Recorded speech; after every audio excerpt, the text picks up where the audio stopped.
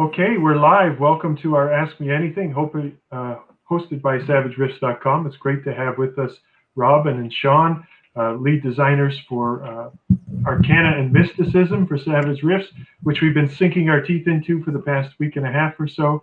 Guys, thanks for coming.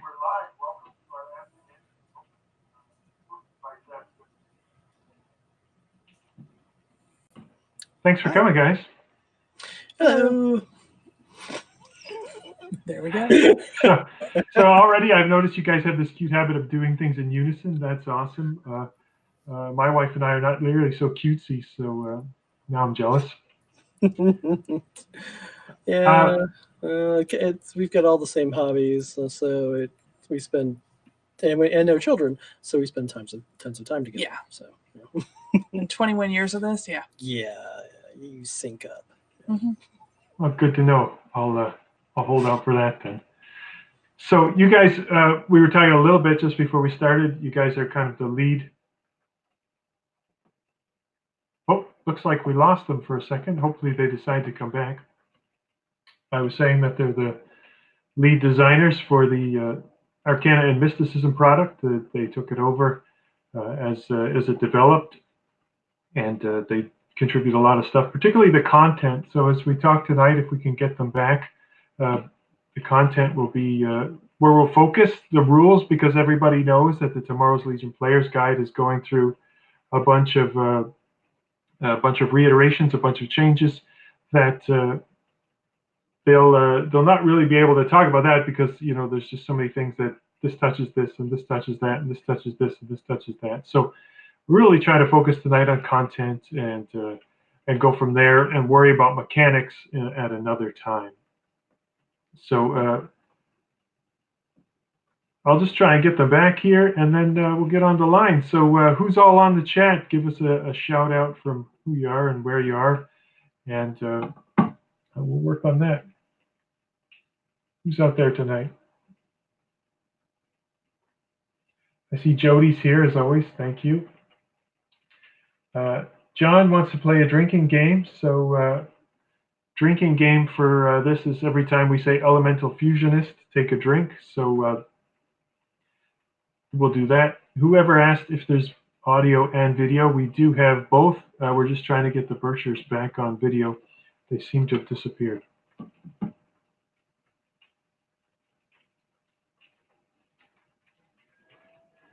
So until we get them there, Elemental Fusionist, if you're playing along at home.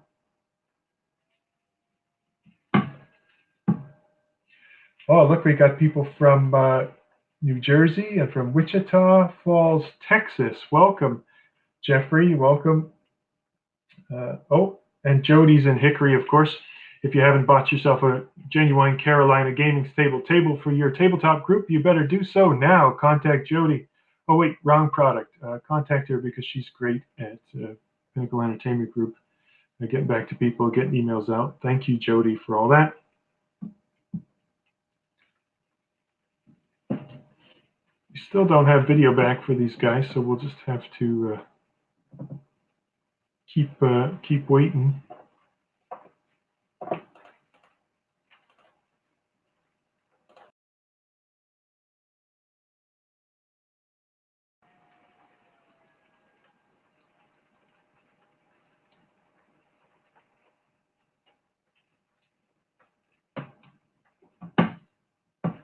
Got folks from Pasadena, Pittsburgh, California, Tennessee.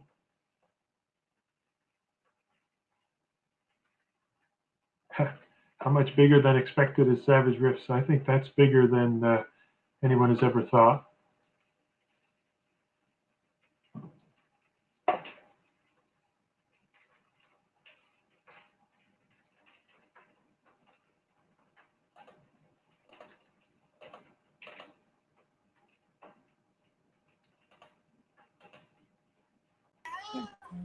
Oh, here we are. Welcome back. We have Sean and Rob back now. Sort of. Not entirely. Hey guys, welcome back. Okay, Hi. yeah, sorry, I don't know what happened there. That was really weird. It just suddenly clicked off on us. Yeah, that was strange. Well, it could be us, or some bad internet connections. These things are never perfect. Thank you for your patience. Thank you, everyone, for listening. We're just greeting everybody from all over the country Yay! watching. Ah. So that was good. Oh, hey, were you guys at Gen Con? No. No, we were not. We were at non-Gen Con in Denver, where we were hanging out with Ross Watson and Sean Patrick Fannin and a bunch of other awesome people who have contributed to this project, Yep. but not in an official capacity yet for the hanging out, just vacationing with friends. Oh, man, that sounds awesome. I bet you gamed a little. Oh, Hello. yeah. 3 separate games over 2 days, really. Yeah, over a 2-day period. Yeah. Mhm. Wow. And some time to go hiking in proper Rifts country. And then also hang out with other people connected to the industry. Yes, it was awesome. Great. That's fantastic. I love Denver. It's a good city. Yeah. It was a nice break from 100+ degree weather. For sure. I've only ever been there in the winter, so I'm sure it's nice in the summer. Oh, it's lovely right now. Absolutely. Good. All right, so we're back, and let's just jump right in. We have questions and things that are happening. Everyone loves the ChupacabraCon shirts, so Yep. matching shirts, that's always nice. Chuba. Bunch of us will be there in May in 2019. Mm-hmm. 2020. 2020. Wow, you guys can time travel too. You're right into this Rifts thing. That's good. All right, so we had some things maybe that we talked about just briefly yesterday, Sean, that we could start with. And the one thing that intrigues me is you guys are Savages first, right? And then you became into the Rifts project. So what was it like trying to get your head around Rifts and the whole thing that is, with all the world books and all the content and years of history and even mechanics, and then kind of from a Savage perspective, how did you get your head around that? What was it like trying to work with that, and how did you organize yourselves? Did you want to answer that first? Yeah, I can answer part of it first. Okay, you answer your. So as for the world, getting into the world was a lot easier. One, we've, longtime fans of D&D, and of course, what was it? Shoot. Which? I've lost my thoughts anyway. But longhand fans of D&Ds and knowing all those different settings and worlds, that was really easy. But as Savages, we also do a lot on our own. We kind of mix settings and play with settings all the time. So it was just keeping that in mind, diving in with that in mind worked best. I am a huge Forgotten Realms fan. Yeah. From the 90s and the period where they putting out splat books for different sections of the realms all the time. You had your Arabian Nights section, you had your Arctic section, you had your Greek section, your Celtic section, things like that. So it's really not that big a difference. It's just a matter of research, and we were both English majors. So research is something that we just enjoy, period. We like learning new things and diving in, and it was fun. Oh, good. So you liked getting all that content, because there's a lot of content. There's a lot of content, and sometimes it was hard to track all the different threads, but most of the time it was an adventure. Yeah. Yeah. Any parts in the kind of the Megaverse that were, you really like that one? I don't know. Dinosaur Swamp. That's turned out to be the most fun. Dinosaur Swamp was fun. Dinosaur Swamp is in Blood and Veins, not Arcane and Mysticism. But Dinosaur Swamp was fun, and we really got into the Magic Zone. Yeah. Because even before we took over on the project, we both did write the Magic Zone section originally. Yes, Magic Zone is cool. We had done a lot of research on South America, because at the time that Shane brought us on, Robertson and we thought that we would be moving on to the next section of things, because the books seemed to be kind of wrapped up. And so we thought, oh, hey, we'll do South America next. Let's start putting together a pitch for that. So we dug deep on that, and cat people. Yeah. Cat people are good. So, yeah. But then we wound up going back and adding more to the books that existed, the books that were already well in development. And I think that's created a real great opportunity to make things both more savage and more riftsy. Yeah, these books seem to have like I don't know what the word is, but a kind of an interesting development arc, right? I mean, first of all, you guys started out with just the Magic Zone, then you do more, but then also in the middle of all this, you go from working in Deluxe to working with Adventure Edition. And 5.4 versions of Adventure Edition, all in a short order of time. How did that, that development life cycle, how did that get impacted by the new edition, by then the late coming of different staff and people? What was that trajectory like? Well, with the new edition, it was more complicated for us than it seems, because we got even earlier versions, kept getting them, and sometimes there wouldn't be that much change, but it would be enough that we were like, okay, gotta go back. After a while, we said, you know what, we're just gonna wait. We're gonna let Shane finish it, and then we'll go back and adjust as necessary. Yes. So basically, most everything was written. It's just that once Wade was done, we went in and had to adjust all the stats, because by that point we'd seen enough of Swade that we knew what we kind of had to do. So it was kind of pre-done. Yeah. But there was definitely a point where we had to say, we'll stop trying to keep up and we'll just wait till the end. Yeah. Definitely. And Good. as for the staff was, at the beginning, we were just we wrote a lot for Arcana and Mysticism before things happened that put Sean and I and Sean Alderson in charge. At that point, it was really a lot of times just the three of us with Shane and Jody, and then Simon Lucas came in. A lot of the other stuff from the other writers had already been written. Yes. And already been taken care of, actually. Yeah. There have been a lot of contributions from people like Bill Keys. Yay! Bill Keys. And Jason Richards. Who did Psycape Mm-hmm. and Arcana and Mysticism. Right. He told me he put a lot of content into that, and it shows up in the Plot Point campaign primarily. Yeah. Is that right? Yeah. So, yes, basically, one of the first instructions that we got from Shane after taking over was, I don't need to know the bartender's name. And because that's not really the Savage way. Savage Worlds is more compact. It's more, I like to think of it as journalistic writing. It's descriptive, but it's also lean. So you get the whole picture, but without a bunch of extraneous parts to it. And Jason had done this fantastic lengthy section on Psycape that was, more Palladium in style, or even more D&D in style. Yeah. It's a bit slightly older school. I mean, he had been on exactly. originally. Yeah, he had been. So a lot of extra detail that was great detail, but didn't fit the Savage Worlds aesthetic. So the best way I found to incorporate as much as I could of what he had written was to work it into the Plot Point campaign, where you're going to need that detail. So a lot of it got cut from one section, placed in another section, and I think it makes for a great blend. So he was my unwitting co-collaborator on the Plot Point campaign for Arcana and Mysticism. Great. Yeah, he's definitely a riffs guy. That's where he cut his teeth. He only just recently bought the D&D box set, he said. So. Yeah, I saw that. He's 45 years late or something. A lot of people are saying they want to see the cat.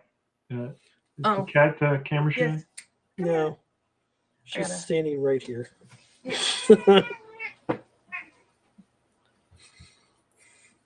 is the nut. Say hi. Get your face up in there. There you go, cat meme right here live on SavageRiffs.com. No, it's not for you. Now that she's actually invisible, she's suddenly quiet. Yeah. For her. Yes, ramp. Yeah. The world gets to watch you. You're nuts. Can you settle down? Okay. Right. Right. So, you talked about it already, but I mean, there's a lot of lore and detail in the Palladium stuff, and then you're trying to condense it down into a book that's really covering what might be, I don't know, 8 different world books or more out of 40 or something that Palladium Yeah. has. So what was it like trying to condense lore? How did you decide what really needs to go in there? What's a key nugget? What can we kind of leave on the wayside? I'd say a big part of it was what fired our imaginations the most. Since we were coming in as kind of Rift's newbies, going through and seeing the things that just struck us as having the most play value. The bits and pieces that would give game masters and players the best opportunities to expand their campaigns. And so we'd leave out these little things. It's like, well, that wouldn't, that's great and all, but it only wait for one campaign. This information, different people could do lots of stuff with it. That's what's going in the books. Yeah. So you try to focus on the things that have the most hooks attached to it, the most opportunity for adventure. Okay. Yeah. Mm-hmm. That makes sense to me. And as a guy who has been reading Rift's books since 1990 something, I felt good when I was reading through the content section. Like the major points were there, and I didn't go like, oh, they forgot about. I'm sure there's people out there who said they forgot about this little minutia or that. Sure, yeah. But I thought that it was. Everybody has their own favorite crazy thing, and unfortunately, you can't please everybody. You can try as hard as you can, but you're always going to miss something small. Right. So just walk us real quickly through the book. I mean, it's got some new iconic frameworks, some new Mars packages, and then a lot of world information. Actually, I was kind of impressed by the Gazetteer with the in-character bit. What made you decide to put that in there? That was me. No. What? Well, you wrote it, but it was my decision to do that. Of course it was your decision. That wasn't even in question. Well, there's so much of the original books are written in character, and we're like, well, we don't want to have that in the main part of the text because that can be disruptive when you're trying to put stuff together for a campaign. Yeah. So coming from that point of view, so we're like, well, we have to do the Gazetteer. Mm-hmm. Well, how about we try it this way? So I wrote up a sample, sent it out to him and Robertson, and we went, that's the way to go. Because that's a lot more fun, a lot more interesting than just because most of the Gazetteers are also kind of in a voice. Yeah. So it partially influenced by the Deadlands books, the Deadlands Reloaded books. We look to them as a great example of books that both contain a plot point campaign and provide area knowledge. So they're both area description books and campaigns. And even though we, by Shane's direction, didn't go nearly as deep into the plot point campaigns, they're not as complicated as what you'd get in The Flood or something like that. And that was Shane's direction. Even though we did that, it still seemed like a great model. And and you did write the first one. I wrote the first one, which was redone, was revised quite a bit to end up being in Blood and Veins. But. Yeah. Oh, so we're going to see more of those in Blood and Veins? Yes. Mm-hmm. All three books will have their Gazetteer will always be in voices. Yes. It just brings everything alive. Yeah, I think it's great, and I noticed the characters were from the pre-generated archetypes that had gone out originally, like Noble and these guys. I thought that was a nice touch. Oh yeah, I had fun writing Noble. Now, you said there were some fun stories about how the Gazetteer came together. Is there anything in particular that stands out for you? Trying to figure out, what voices we would use and what kind of things they would say. And so we went through a lot of crazy things going through them. Mm-hmm. Like I decided in Blood and Veins, one of the people writing the Gazetteer is going insane. But it totally makes sense because it was Mad Haven. Mad Haven's fun too. But, those are the kind we were like, well, how do I do this one? What's thing? And of course, you have the one with the poem. Yeah. Well, it's up in the Splugorth colonies, in fairy haunted lands. I just thought, it'd be fun to go ahead and write it in iambic pentameter. So yeah, sure. Or was it rhyming couplets? I forget. I can't remember either. Yeah. Well, the benefits of English majors. So Google iambic pentameter and Shakespeare and bite your thumb at them while you're reading. While you're reading these things. So we talked about condensing lore, but there's also like a lot of classes in all these books, and you're trying to put these non-classes, iconic frameworks together and Mars packages. How do you decide what's a iconic framework? What makes something iconic, and what's just a collection of skills and abilities?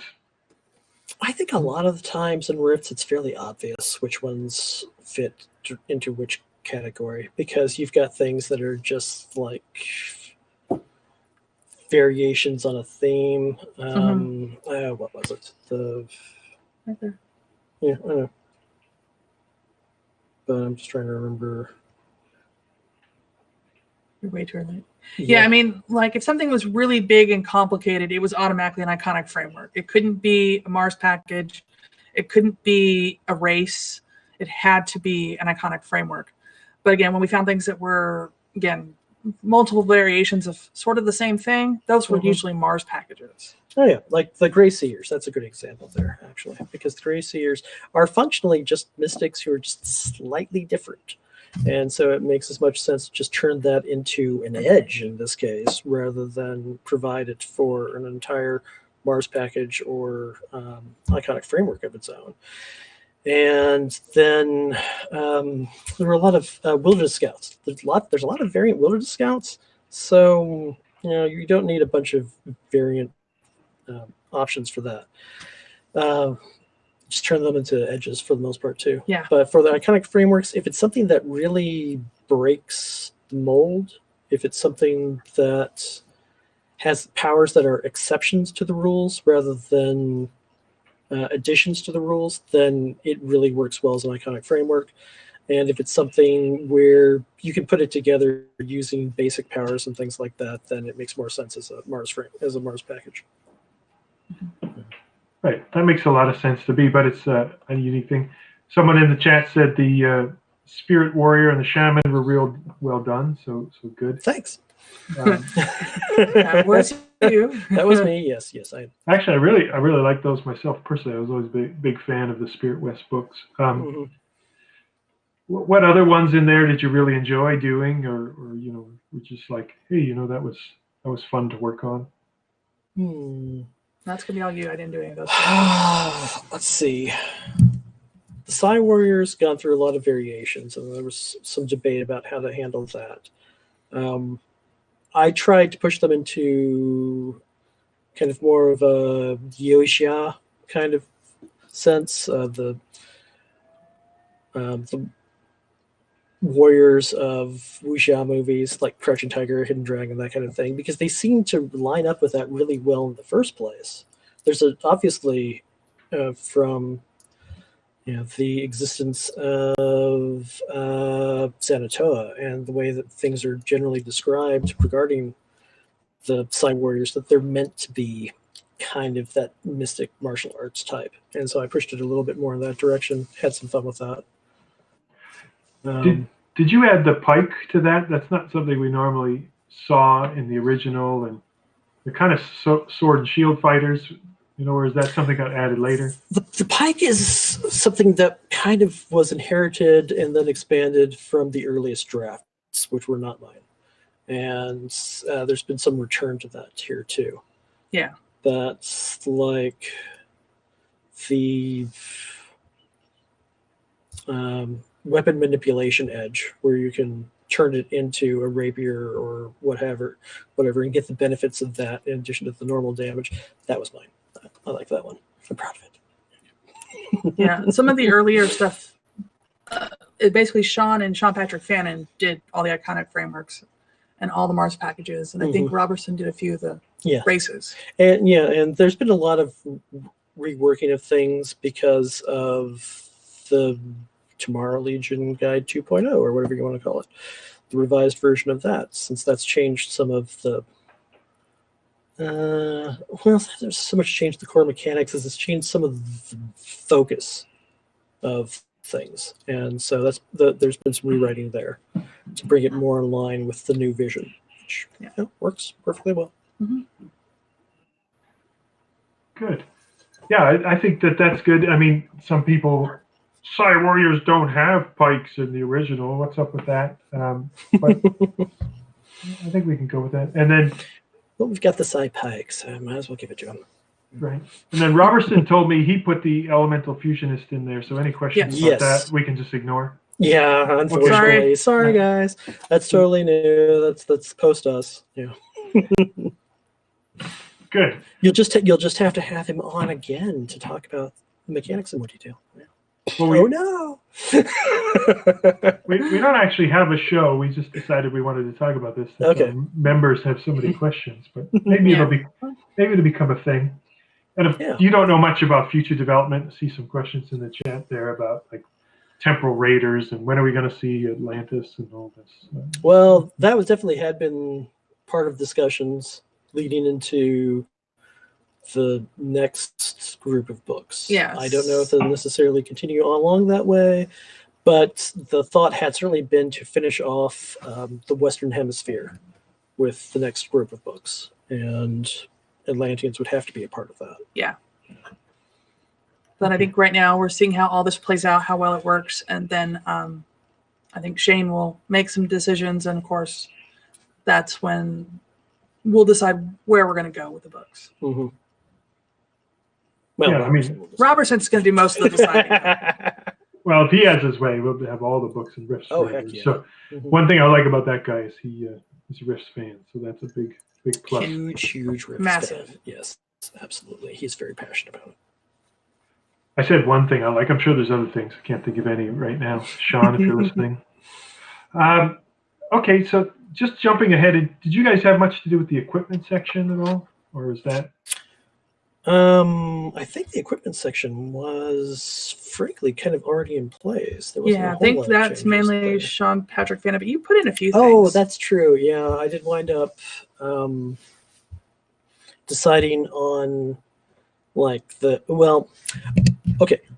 Somehow Arsino had basically gotten ignored in the middle of everything. And so I did bring that back in and made sure that the Arsino magical power armors were a part of the book because they're a really cool idea. It's such a perfectly Rifts concept, is both magic and power armor at the same time. Right. So, and Did you put that little mechanic in where it has its own spell casting ability, or did that just kind of emerge? that's more or less, honestly, borrowed from the Savage Worlds Fantasy Companion, where magical artifacts that have inherent magical powers do have their own spellcasting die as well.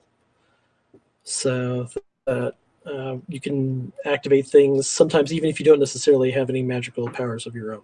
You know, if you are like a Denor Devilman and you've got power points, but you don't actually have a spellcasting skill, then it can pull from your power points, sure. But then you would use the armor spellcasting skill to actually cast the power. Right. Yeah, but not so much invented by me as borrowed. Right. That Denor kind of thing was common if you read, the original Arsino stuff. They were all, kind of magical and could operate these things. Mm-hmm. But I didn't see that as a background edge, for example. Never made the cut or just never thought of. Yeah, it's just mainly a thing that's just part of the different races. And I mean, there's nothing inherently to stop you from buying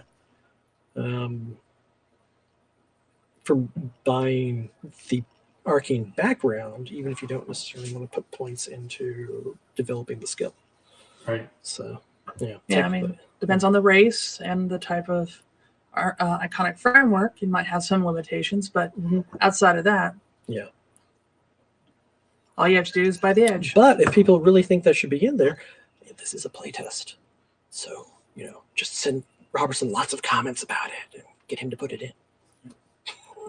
That poor guy. Yeah. So did you guys you didn't do the automatons, but some people are saying, like, how do I become one of those guys who rides around in an automaton, because there doesn't seem to be a way to get one. There's an edge for it, but not a way to kind of start There's an with adventure where you can get one. one. Spoiler alert. Savage Tales. Steal one, make friends, But not start with one out of the gate. Yeah, Yeah. no, you're not going to start with one. Yeah, the only way you can do that is if you actually are from Dwemer. Yeah, if you want to abandon the basic concept of the Tomorrow Legion as being the core of the game, and instead set yourselves up a game where you're operating out of Dwemer as one of their recon patrols, then talk to your GM. Because the iconic the Mars packages for the right kind of mage out of Dwemer who runs those is in there. Yeah. Mm-hmm. So, just fudge it and say, oh, you already have Mm-hmm. an automaton. Yeah, you don't need precise rules for everything. Oh, don't say that. Well, it's there. It's just a little circuitous. I got you. So we're moving through equipment. We talked about the gadgets here. The plot point campaign, I mean, that's, Sean, probably your biggest chunk of stuff in there. Yeah, I think personally that's the largest section that I myself wrote. That and maybe Arsenal. Federation of Mad. Well, Oh no. yeah, I did write a lot of. You wrote on Dunskin and all that. Yeah, that's true. I did. Good. We've written a lot since then. Yeah. Sorry. A lot of work since then. Yeah. Well, that's good. I'm glad you have work. Yeah, researched and wrote an entire book about the Amazon. So yeah, okay. So, but just on the plot point campaign, I guess, Mm-hmm. Without giving too much away, what's kind of the elevator pitch on that? Okay, so how to put this exactly?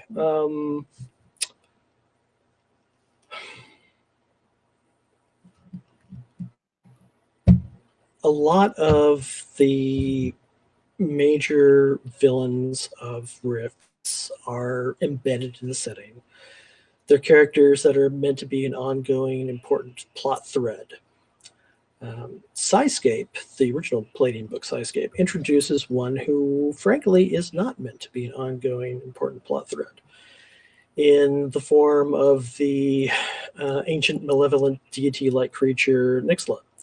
And so the pitch there is you get to put down a major bad guy with lots of firepower. It's fun. Yeah. Sounds rifty. It's very rifty. Mm-hmm. So that's how you decided which alien intelligence to off, because there's so many of them. Exactly. I mean, it's basically hinted at in Psycape, the original Psycape itself. Yeah, the Nixla is meant to be more of a temporary foe, something that is something you can really look at and defeat. Unlike, say, Archie, or killing all the vampire intelligences, or beating Prosec, or anything like that. So he didn't have as much plot armor as it Yeah, exactly. Yeah. There's explanations in the original Psycape itself on how to kill him. Well, how to get rid of him, at any rate. You didn't really kill him, but how to get rid of him. And so, classic Savage Worlds plot point campaigns always break the world. 50 fathoms, you defeat the bad guys who are drowning the world at the end, and things go back to relative normal for this anime-flavored pirate world. Rippers, the original plot point campaign for Rippers, you beat Dracula and Jack the Ripper and all those guys. The original plot point campaign for Solomon Kane, the Path of Cain, you fight Satan and presumably win. So this was an opportunity to do that same thing in a Rifts book, to actually have this gigantic heroic moment where you change the world. You make a gigantic discernible difference, and it's canon. And that's just not something you necessarily always get the opportunity to with the other types of villains. Yeah. So, and it was a little harder to do anything that world breaking in the other books. Yes, exactly. Yeah. Also, it gave the perfect opportunity to introduce something that will be a plot point of books going forward. So, yeah. Yay! Mm-hmm. All right. No spoilers. Spoilers. An item involved. Okay. Yeah, item, location, item, whatever. Thing. My baby. Oh, I introduced two things. Okay. Yeah, I tried to be as humble as possible and not put a bunch of new stuff in. There are two things I introduced. There is the mysterious item that we were hinting about, and then there are the vegetable pigs, the graupers, who are avocados who walk and taste like bacon. And that's all I limited myself to.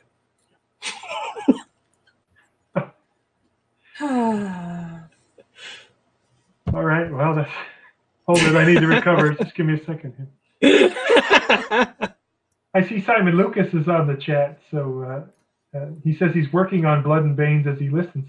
Simon, in the chat, put a deadline for or a release date for the preview copy of Blood and Banes.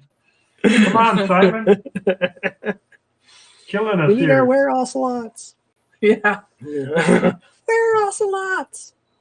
You can't live without a weird awesome. Yeah. Yep.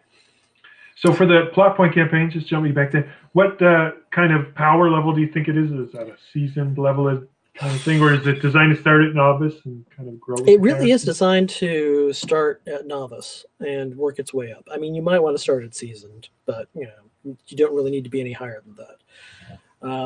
Part of the way it's structured is borrowed largely, borrowed on Shane's orders from Weird War Rome, and that is that you have your plot points, but in between those, you've got a lot of space to insert adventures of the GM's own creation or one sheets or whatever.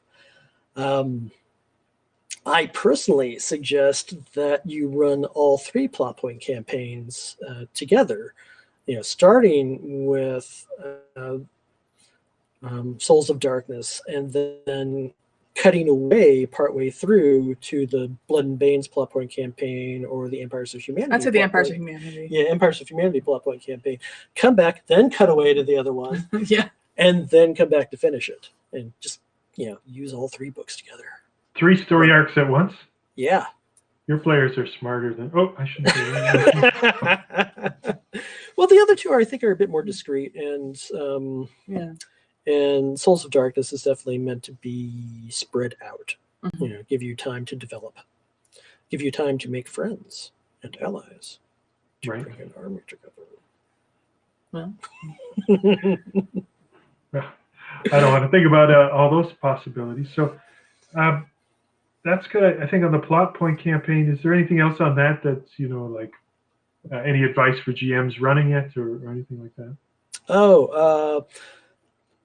There is a certain member of Dunstan's inner circle who makes an appearance as a major NPC in the story, or as a villain that you directly fight with. Spend all of his bennies, make him extra super tough, and make him a memorable experience for all the players, and also make sure that he gets away at the end by turning to mist or something like that. Good advice. That does go to something that we get a lot of questions about in the forums and everywhere else is, in Rifts, building encounters that are challenging, that players don't just walk through in, one shot of the boom gun or whatever. Mm-hmm. When you were putting that together, and you guys did a lot of playtesting at cons, I think I saw some folks and different things. How did you do that? What's your advice for that?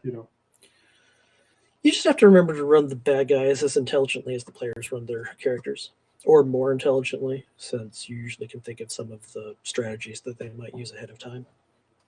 And, you're the game master. If that leads to a little bit of metagaming, then go for it. It's your game. And it's never a bad idea just to throw out a bunch of mooks at some point, Yeah. just to kind of disrupt things, to make things work a little longer. Use cover. Cover's great. Mm-hmm. Make sure that you're familiar with how the bad guys' edges interact, how their powers work, so that you can take most advantage of that. The push maneuver is great for pushing people off of cliffs or throwing them out of windows. or just knocking them down, period, where they'll be more vulnerable on the ground and you can kick them. Yeah. Yeah. It's so great to have you both. I just want to say that. Yeah, that's something that's happened. I use that a lot. But it's a great maneuver. There's, I mean, some of the new Suppressive edges. fire is awesome. Yeah, and everybody's walking around with rate of fire 3 weapons most of the time. So use that if you really want to make things tough on your players. Suppressive fire, man. But even with some of the new options, with some of the new rules and some of the new edges, you can take the game in different ways. Like I read somebody was talking about in a campaign where they went through the combat like that, but it took forever to get there. That took a while. Well, sometimes some of these games, especially with Tomorrow Legion, are going to be not as combat heavy. Yeah. And that's the thing where you can say, oh, sorry, Glitter Boy, you can be important in other ways this time. Sometimes you have to spend the entire game session negotiating with the necromancers instead. And it, and ultimately, this is Savage Worlds. So in the end, relatively short combats are a necessary part of how it works. It's not meant to drag on forever. You're not supposed to have to spend your entire game session fighting one fight. A good Savage World session, you should be able to get like 2 or 3 in. Yeah. And that's not even with cheating and just using quick encounters. That's I'm going to tell Shane beauty you of said Savage Worlds. quick encounters are cheating. No. I mean, when it comes to combat, they are. But for other things, they're awesome amazing. for like other things. And that Yes, was one absolutely. thing in building a lot of the Savage Tales and stuff. We were using some of those new rules, like the quick encounters and things of that nature, to help give different options in the adventure, so the characters who aren't just big bad, murder machines, can still get their day in the sun. Quick encounters are a fantastic way for everybody to get an opportunity to show off what their character is good at. And they are tremendous at things like heists and rescues and things of that nature. Mm-hmm. They are fantastic for that. It is just a joy, because as a game master, you just get to kind of sit back and say, what do you do? And then they get to get a little narrative and fun and say, yeah, this is my awesome hero moment, and it's great. So I love them. I love them too. They're super handy, especially in our site. We play a lot, by post, and not just live. And so anything that's more narrative in nature like that, like you succeeded, but tell me how, is always a great thing to have in your toolbox.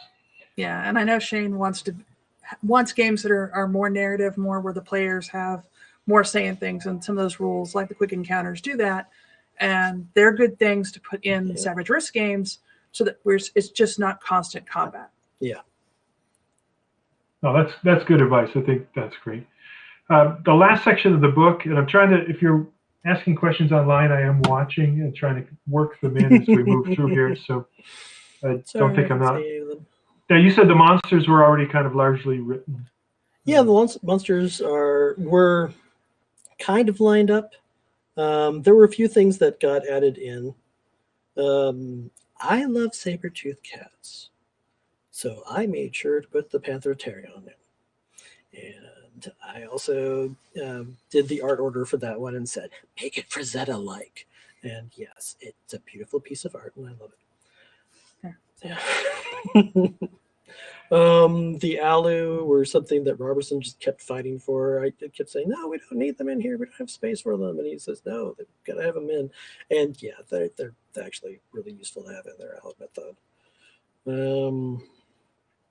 Let's see. Man. Oh, didn't you choose the Devil Unicorn? No, I think Devil Unicorn was in there. Ah, okay. Yeah. I just kind of beefed it up a little bit because I think they're fantastically weird. Yeah, it's amazingly weird. The fairy folk, that was one of my choices there because we kind of need to have them in there somewhere. Forest wardens. Forest wardens was funny. Forest wardens, we actually stumped Robertson for once. He was thinking, oh yeah, I don't know what these are, so we don't really need these in here, do we? No, man, they're actually in the books. Look. Yeah. That was the only time we beat him at that, though. Let's see. But yeah, the Great Canyon Worm. I'm actually very proud of the descriptions of the Great Canyon Worm and some of the text that goes along with that, because I went totally zoology nerd and looked up a bunch of terms in order to make it as precise as possible, but also as specifically descriptive as possible. And I'm proud of that. Especially with all the different types of worms and rifts, we have to kind of find a way to set them apart. Johnny Quest fans might recognize the look of the Leatherwing. Yeah. And Plumed Serpent was something that was already in there, but Plumed Serpents are so great. That was a really fun creature to find, and then the illustration for that turned out beautifully. Rakshasas are a thing that I added in, come to think of it, because we needed them. And the Worm Wraith illustration, it's not going to show. It's not going to show up, but Worm Wraith illustration. Oops, that's it's pretty bad. There it goes. It's great. Yeah. It didn't last. Yeah. And the little one-sheet adventure they got released with that. Yes. Yeah. Nobody can keep their hands off the Worm Wraiths because they are too much fun.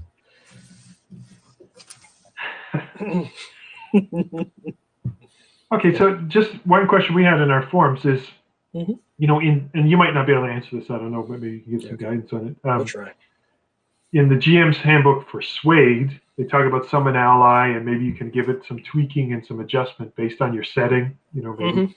And in Rifts, you get these shifters, and they can only summon these really dinky things that we find in Suede, but they're going up against these really not so dinky things we find in the back of Arcana and Mysticism or the Savage Foes.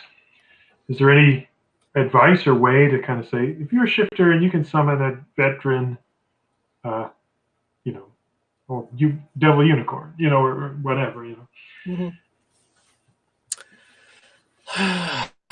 Let's see. What would I say about that? That's all you. Yeah, I know.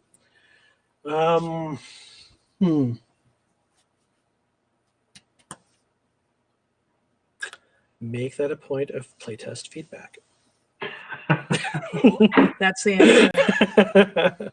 Because I know that at one point we had worked up some rules for summoning bigger, stronger, weirder things. And I don't know, are they still in there?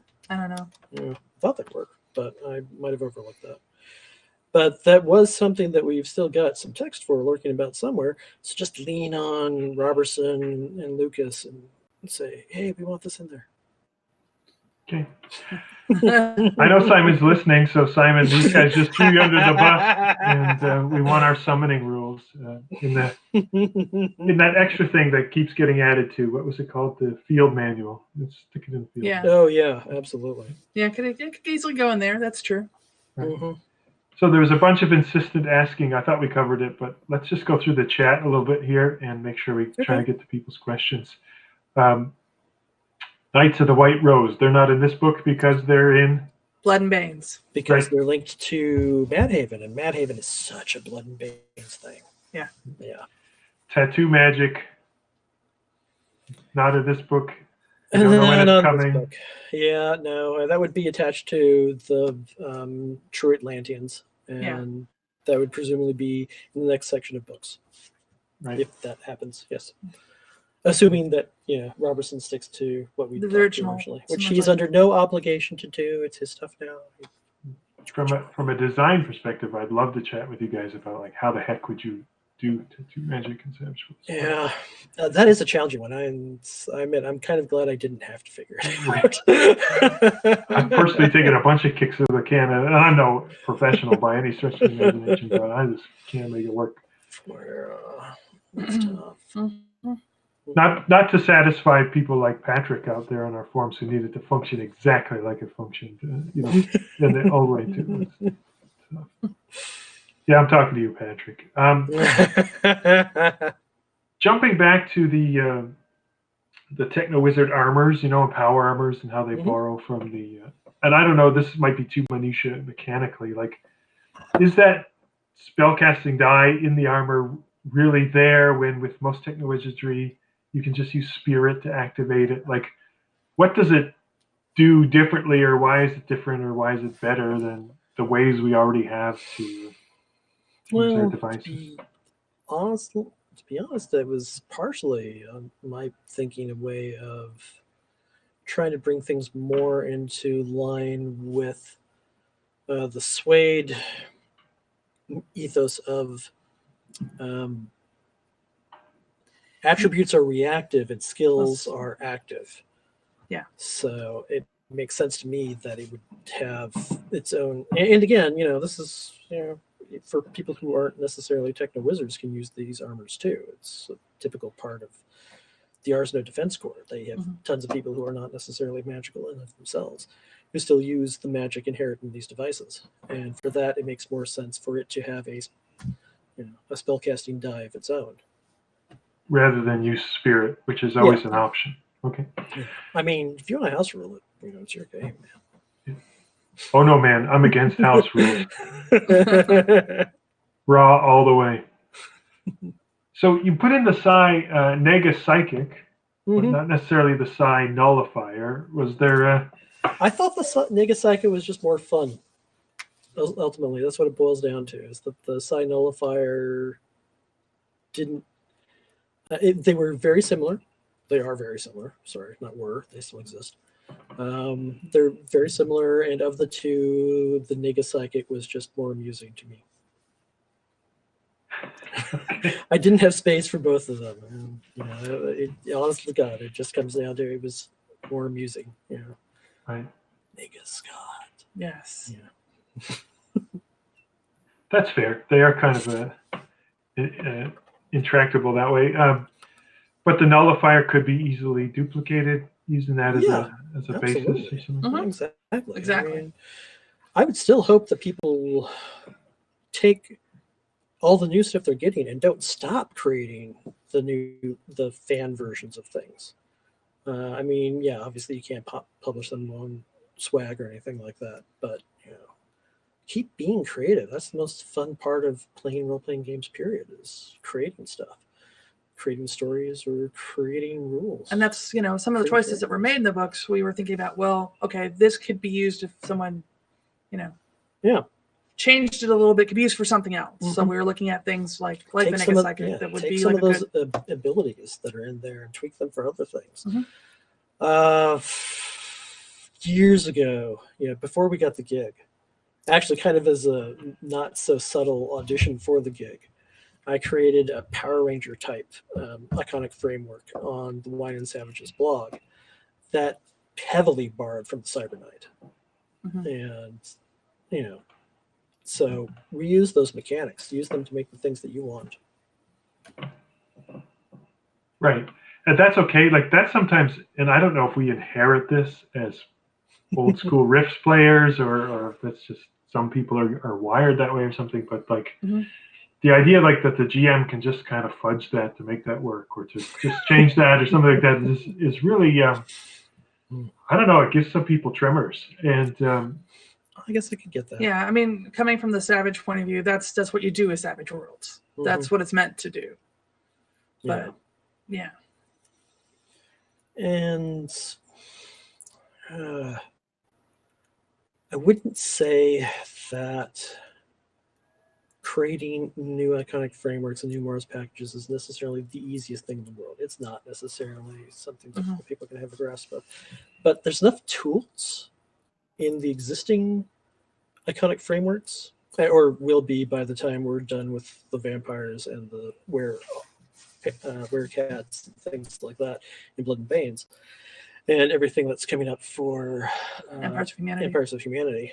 The automatons or robots, whatever they're called at this point. Yeah. That you can figure out kind of what the number value is of a certain inheritability or that sort of thing, and mix and match. Oh, guys, Robertson's on the chat. Did you know that? And now he's answering mechanics questions. So Well, that's good. you guys are toast now. Yeah. No one cares. He said he's going to put something in there about summoning and so on and so forth. Oh, good. There Fantastic. you go. Somebody Patrick asked the question I already asked, can we have an Ars No background edge that lets people use techno-wizardry? You said, yeah, go for it. And I think I'm getting through most of the stuff here. There's some stuff that I'm just not going to because I know we either answered it on the last AMA or it's not really in your guys' Okay. wheelhouse. Mhm. So forgive me for being a bit editorial. Were you involved on the cactus people at all? Yeah. That's him. So, we got a lot of questions about like, well, how does their mind link work and what's the different than the mind link when they powers and if they become psychics? And, Well, I mean, yeah, technically they can't talk, but we want you don't want to have a player character who's totally isolated from everybody else and is mining things at the rest of the group. So it's a low level mind link that's it's kind of a line of sight thing, so you can communicate with everybody else at the table. Okay, good. So we're coming up on it. I mean, I'm fine with that. I mean, there are other questions like ticky-tack stuff like, well, what if they have the power versus, their innate ability and how does that all work? There's kind of questions, and Sean, if you're listening, questions on innate abilities and how they interact with the other things and are they trappings or whatever, but I know that's if Robertson needs any advice on this, then when you've got multiple basic amounts in a skill or something like that, due to inheriting it from both a race and an iconic framework, then I suggest following the Freedom Squadron model and giving the character a die 8 instead of a die 6. Right. Yeah, that comes up a lot too. Like you got a race, you make a quick flex side slinger, and they basically have all the same edges, out of the gate. What do you do then? And so I think just guidance on that kind of stuff will help people a lot. Maybe. Yeah. But you don't want it to be hard and fast either. No. Sean appreciates your ideas.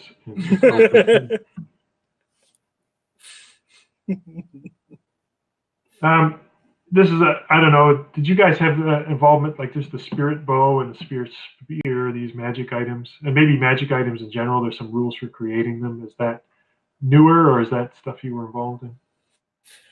That's partially developed out of stuff that had been there from the earliest drafts. Yes, so it has passed through my hands, but I trust in Robertson now to find the best way of moving that forward with Swade and everything. So, Sean, please take them off the Techno-Wizard weapons table so people will stop asking if they're magic or Techno-Wizard and technical difficulties apply. Thank you, Sean. Simon, what are we getting? Blood and Banes again? Okay. Just making sure everyone's still listening.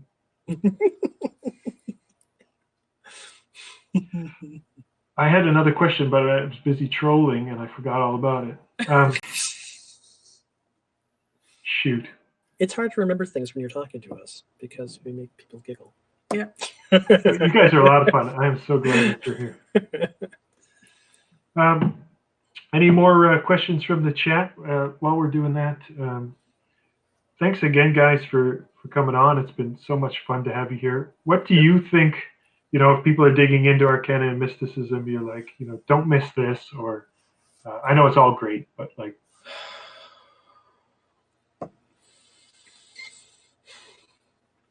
I want them to find my dumb jokes on their own. Yeah, I don't want to point people towards them because they won't necessarily find them funny. So Easter egg jokes, they're in there? Yeah, Easter egg. There's a few. Yeah. Can't help it. Just part of the generation. Oh, I remember my question. Okay, cool. Can I interrupt? Dragon Juicer, WTF? It seems like it's so much more powerful or buff than even a juicer, which is already kind of powerful and buff.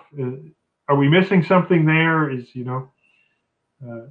the free dragon blood infusion you get from your Tomorrow Legion enough of a hindrance? That kind of stuff. Or maybe you guys were involved in it, and I should shut the heck up. Well, that was in the original draft. Yes, it was in the original draft. There have been many eyes on it since then. There were many eyes beforehand too. Yeah, many that eyes went through a beforehand. lot of work before it even got into the draft. Yeah. That much we do know. I think with the Dragon Juicer, it's also one of those things where you have to play up the hindrances in play. Mhm. The dependency on the dragon blood is its own thing. More important is the way the dragon associated people will hate them and want to murder them constantly. And in the magic zone, there's a good chance of that. Yeah. So. Yeah, those social hindrances really need to be played up more, eh? Like there are the complications on a lot of IFs, and then people will say, but the published adventures even ignore them because the coalition troops in Garnet Town don't shoot right away or something. So I guess you have to find other ways to make those complications. And to a certain degree, you kind of have to write adventures in the most generic way possible. And part of the game master's job is to read it and then interpret it from the point of view of their players. Create the complications that can't be anticipated for your specific group of players. So yeah, there's that. No, I think it's all good. I just wanted to ask it. I don't have go for it, man. Super opinions one way or the other. Maybe a little sneak peek. What's on the cutting room floor? What IFs or Mars packages were like on the fence, and then you guys were like, we hate them, or we really want them in there, but they just can't make it, or whatever. I think actually it's much more a matter of things that kept coming back to life. Honestly. I don't think it's a gigantic spoil. I don't think it really says anything bad about anybody involved. That Robertson and I have a disagreement about the need for Rifts dwarfs or Rifts elves. I think just using the base ones from Savage Worlds is fine, but he wanted to make sure that the Rifts versions of them, the ones presented in Arcane and Mysticism, were in there, and that's cool, because they are different. So that works there. That's something that came back to life, actually. Yeah. And friendly disagreement on that, so, because it's just a matter of aesthetics, really. Let's see.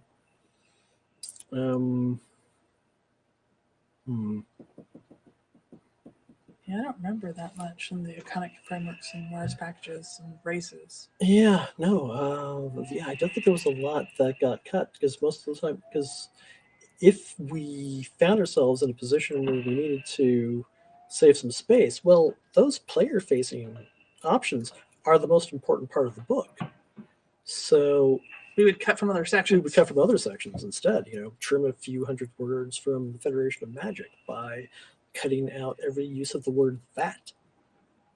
Things of that nature. Slim it down. Journalistic prose. Yep. In order to make sure that all the player options were there and available. Oh, no, I did think of one thing that got cut, and it might come back, and I have no idea. The four-armed giants who are present in the book, I did have an edge originally in there that was kind of riffing off of the dog boy racial breed edges to allow them to take this edge in order to get an increase, increase their strength attribute more than once per rank. So you could get the characters up to like super mega strength pretty easily on, especially if, say, for instance, you took the Rogue Scholar as your Mars package. Then you could create a four-armed giant that was really dangerous right off the bat. Right. And where did that name come from? You couldn't use the original name for whatever reason. Yeah, no, that's a total surprise. Ask Robertson about that. Yeah, Robertson knows the official on that. We did not know that there was any issue with that until after we left the book. Yeah. And then it was like, oh, well, that's surprising. I'm glad you kept the race in there in some kind of form. Yeah. Kind of surprised that it was something to do. It was some sort of licensing thing due to them first appearing in Palladium Fantasy rather than in Rifts. Right. I lost my spot. In Rifts, there's a lot of races that are like have these. They're almost iconic frameworks themselves. You get the dragon or something, but then you've got something like the Psy Ghost or some others that are. I don't know. Palladium would call them maybe RCCs or something like that. Like they just have a lot of. How do you work in those kind of things or deal with those kind of mutant type things that can?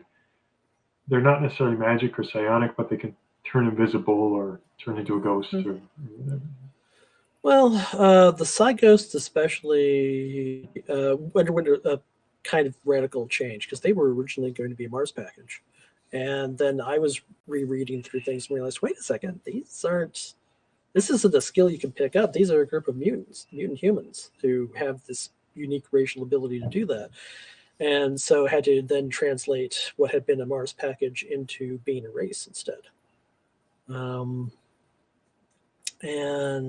But they were too interesting to leave out because it's a really fun thing to be that ultimate stealthy guy. To play the thief, to play Solid Snake, that kind of thing. So kind of had to leave that in. Well, I agree. I think there's some huge Psygos fans on our site who, always want to talk about that and nothing else. Though, if you're going to create a Psyghost, you might want to wait until Empires of Humanity is out and then mix the Psyghost race with some of those military-themed, commando-style Mars packages because they're cool.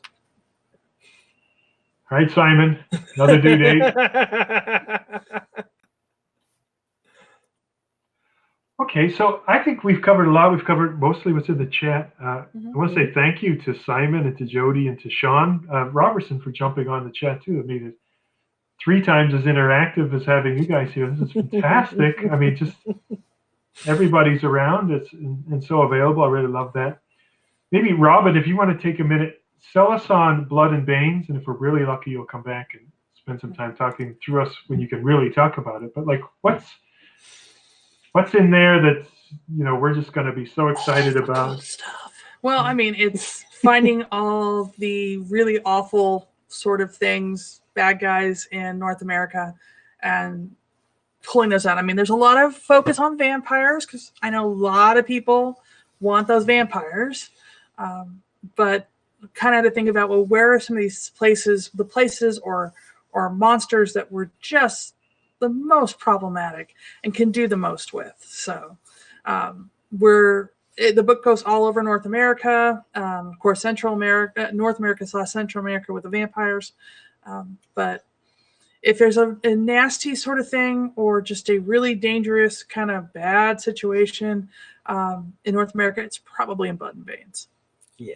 It was fun playing with bad guys. It is all the freakiest stuff. Yeah. And a plot point campaign to go with it. Yep.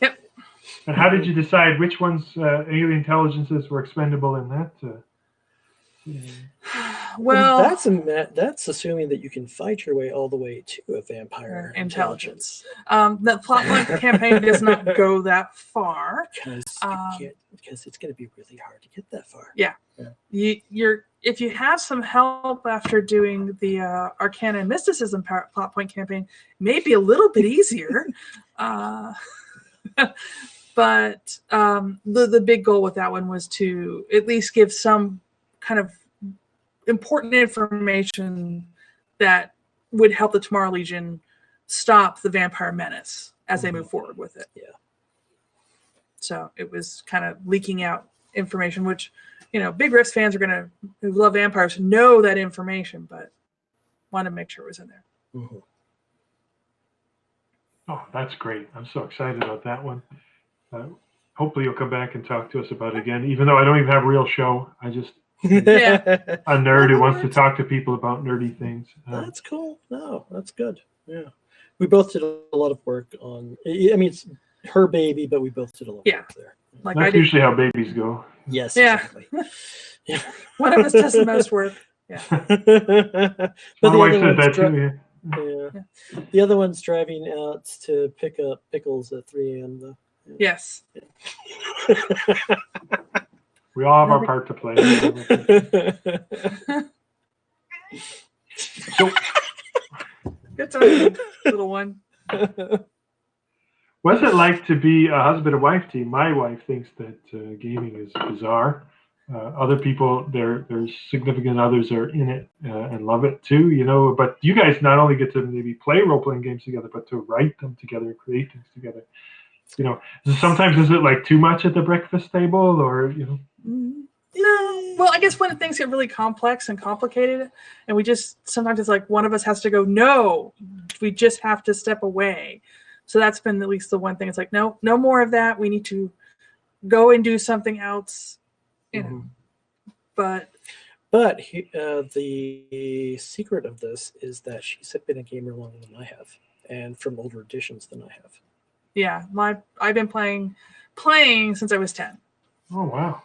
So my older brother gave me his D&D boxes when he got a D&D, and quickly showed me how to be a dungeon master, and there it went.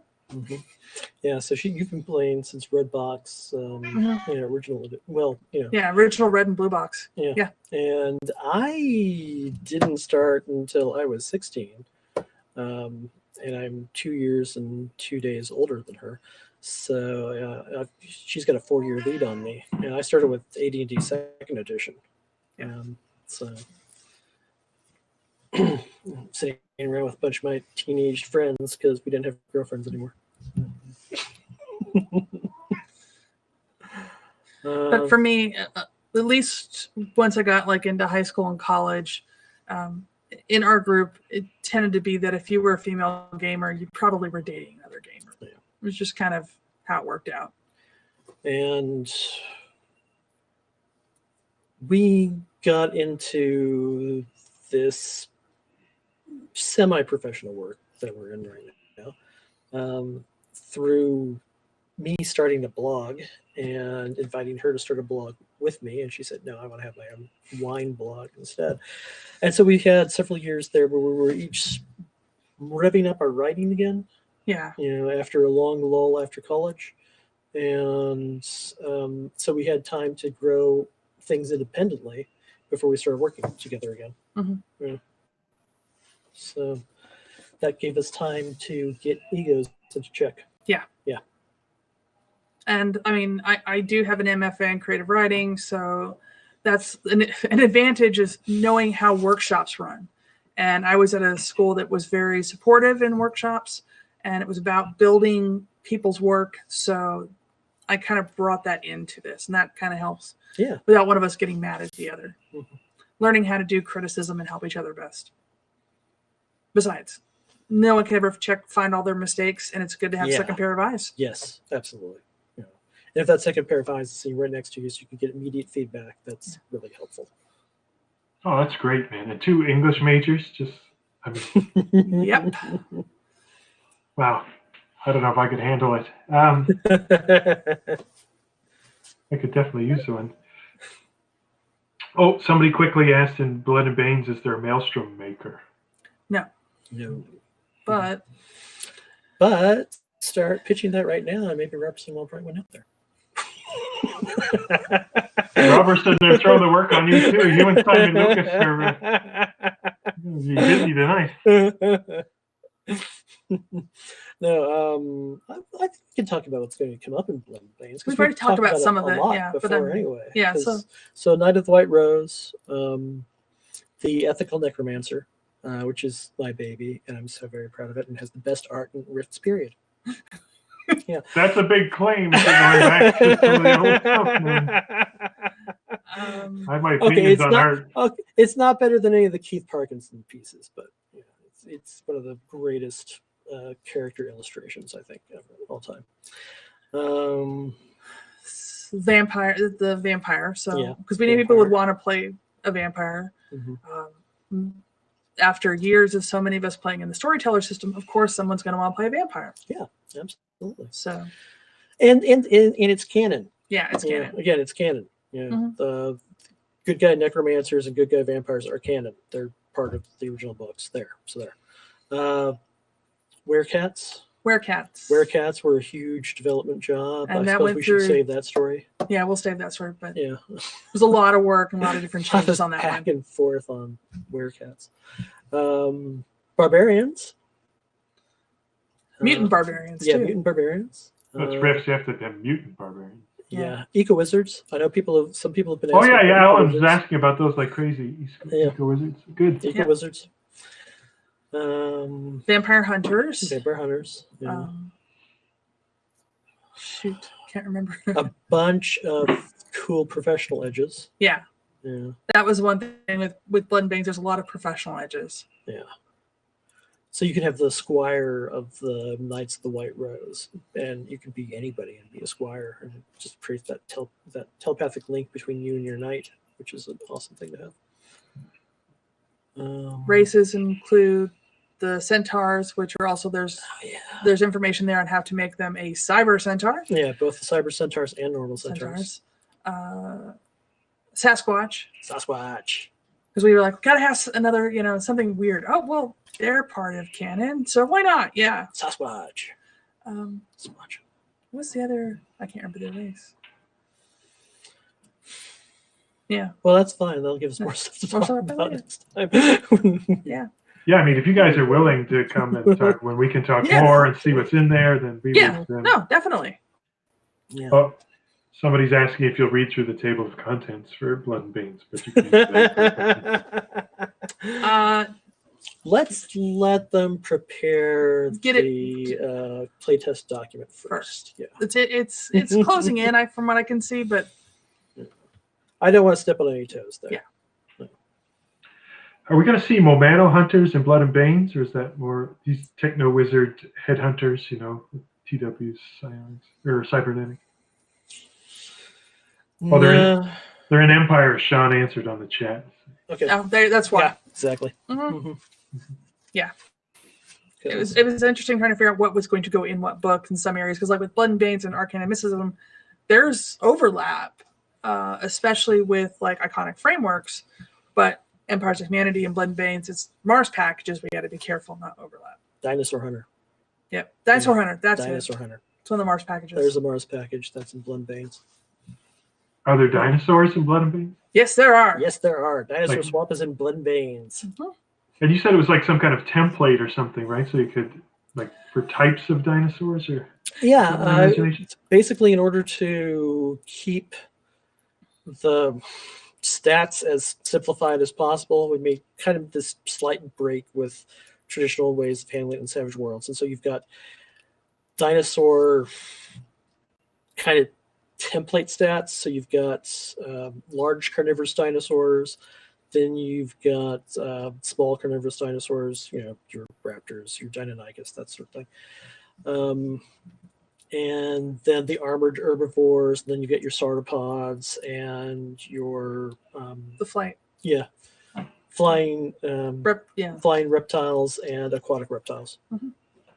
And so each one has kind of base stats because for the most part you're going to see a similarity in size and abilities between these different types. Allosaurus and Tyrannosaurus Rex are in a lot of ways alike, despite the fact that they are not very closely related whatsoever. Mm-hmm. It's in groups. Yeah, at both the least. Mosasaur and Elasmosaur are aquatic reptiles. Just one of them has a gigantic bite. And so you've got a note there that says this one has 2x8 bite or whatever it was. Yeah.